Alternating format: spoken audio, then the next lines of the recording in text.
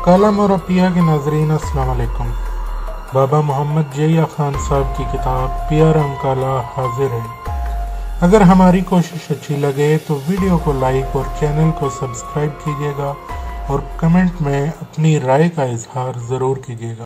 जब भी कोई अपने करीबी लोगों में मरता है तो हम ज़रूर आते हैं कि अब हमें याद किया जाएगा और हमारे लिए भी इसाले सवाब किया जाएगा। ये सुनकर मेरा सर शर्म से झुका जा रहा था, जुबान साथ नहीं दे रही थी। मेरी ये हालत देखकर अम्मी मुझे प्यार करते हुए बोली, ना पुत्र परेशान ना हो, ये इस दुनिया की रीत है, यहाँ ऐसा ही होता है, इसमें तुम्हारा कोई कसूर नहीं। अच्छा अब हम चलते हैं। इतना कहकर वो चले गए तो मैं घर वालों की तरफ मुतवज्जो हुआ। मेहमान एक एक करके रुखसत होने लगे। घर का माहौल बहुत सोगवार था। मेरी बीवी का तो रो रो के बुरा हाल था। मेरे बहन भाई और इसके मेके वाले भी इसे तसल्ली दे रहे थे। मुझे घर के माहौल से घबराहट सी होने लगी तो मैं घर से बाहर निकल गया। गली मोहल्ले का चक्कर लगाया तो कुछ भी नहीं बदला था। किसी को मेरी मौत से कोई फर्क नहीं पड़ा था। आवारा गर्दी करते करते काफी देर हो गई। सर्दियों की रात थी। घर लौटा तो तकरीबन सभी लोग सो चुके थे।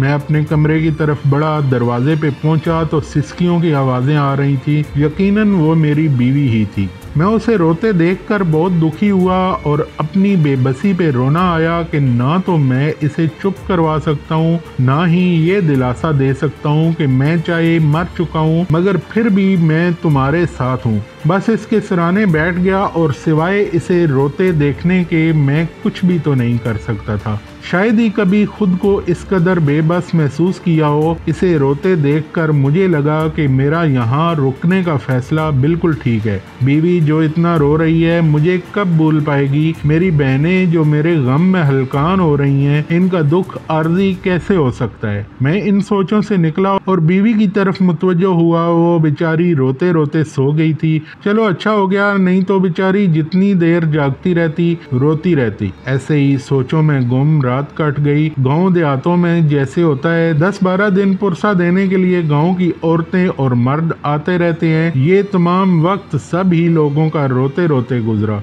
10वें के खत्म के अगले दिन रात को सब बहन भाई मेरे कमरे में बैठे थे तो भाई ने मेरी बीवी से कहा, दिल तो नहीं चाह रहा जाने का मगर क्या करें, बच्चों के स्कूल का मसला है, तुम खुद को अकेला न समझना। किसी भी चीज की जरूरत हो तो मुझे बता देना। हाँ, जो कमी तुम्हारे खामंद की है वो जाहिर है कोई भी पूरी नहीं कर सकता। मेरी बीवी सर झुकाए आंसू बहाए जा रही थी। अचानक शायद उसकी बर्दाश्त जवाब दे गई। उसने ऊंची ऊंची आवाज में रोना शुरू कर दिया। सब बहन भाई उसे दिलासा देने लगे, कोई पानी पिलाने लगा और मैं बेबस खड़ा तमाशा देखता रहा। और कर भी क्या सकता था। अगर मुझे वो महसूस कर सकती तो उसे गले लगा के कहता, और खुल के रो लो, अपने दुख को अपने अंदर दबा के मत रखो। मगर मैं बेबस था। सच कहूँ तो मैं भी रो रहा था मगर ना तो मुझे गले लगाने वाला कोई था ना दिलासा देने वाला, बल्कि कोई जानता भी नहीं था कि मैं भी दुखी हूँ, मैं भी रो रहा हूँ। खैर थोड़ी देर बाद सब उठकर अपने कमरे में चले गए और मेरी बीवी अपनी माँ के साथ अकेली रह गई। बहुत देर तक रोती रही, फिर रोते रोते सो गई। अगले दिन सब ही बारी बारी रुखसत हो गए। अब घर में सिर्फ मेरी बीवी और उसकी माँ रह गए थे। दिन तो जैसे तैसे गुजर गया। रात को अजीब सी उदासी छा गई। ऐसे लगता था जैसे ये घर असेब ज़दा है, बरसों से यहाँ कोई नहीं आया। मेरी बीवी अपनी माँ से कहने लगी, अम्मी कल हम आपकी तरफ जाएंगे, ये घर मुझे खाने को पड़ रहा है, मैं यहाँ नहीं रह सकती। इसकी माँ ने इसे समझाना चाहा, बेटी अगर हम अभी चले जाएंगे तो लोग बातें करेंगे,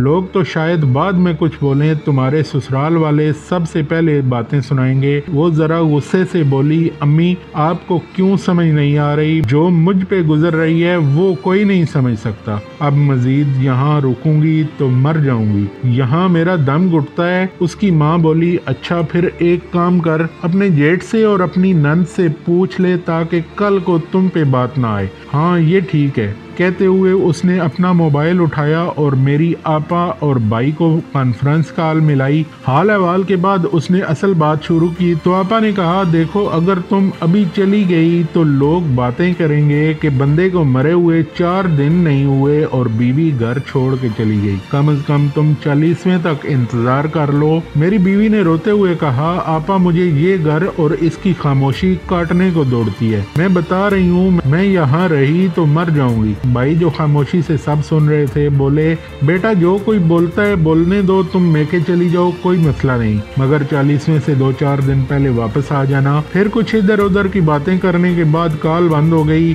और मेरी बीवी अपना सामान पैक करने लग गई। अगले दिन वो अपनी माँ के साथ मेके जाने लगी तो मैं भी साथ हो लिया। अब यहाँ रुक कर मैंने क्या करना था, सो मैं भी इनके साथ चल पड़ा। जब मैं अपने ससुराल गया तो वहाँ एक बार फिर मेरे ससुराली रिश्तेदार जो मेरे मरने पे नहीं जा सके थे वो अफसोस करने के लिए आ गए। एक बार फिर वही रोना, वही अफसोस शुरू हो गया। 4-5 दिन तक यही चलता रहा। फिर जब लोगों का आना जाना कुछ कम हुआ तो मेरी बीवी कुछ नॉर्मल हुई। गो के दुख तो कम नहीं हो सकता था, ना ही शायद कमी पूरी हो सकती थी, मगर अब 24 घंटे रो भी तो नहीं सकती थी। इसके बहन भाइयों के बच्चों ने भी काफ़ी मदद की इसको नॉर्मल होने में। ऐसे ही करते कुछ दिन और बीत गए।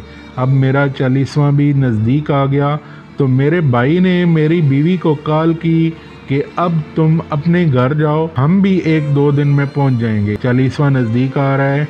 उसने कहा ठीक है, मैं कल या परसों वापस चली जाऊंगी। 40वें से 2 दिन पहले मेरी बीवी मेरी साली और सास के साथ वापस अपने घर चली गई। वहां पहुंचकर मेरी बीवी और साली घर की सफाइयों वगैरह में लग गई। गली मोहल्ले की औरतों को इसकी वापसी का पता चला तो वो भी आने लग गईं। अगले ही दिन सारे बहन भाई भी पहुंच गए और 40वें की तैयारी में मसरूफ़ हो गए। मेरे 40वें का दिन भी आ चुका था। जाने से पहले हमारी वीडियो को लाइक कीजिए, कमेंट्स में अपनी राय दीजिए और चैनल को सब्सक्राइब कीजिए। मिलते हैं अपनी अगली किस्त में। अस्सलाम वालेकुम।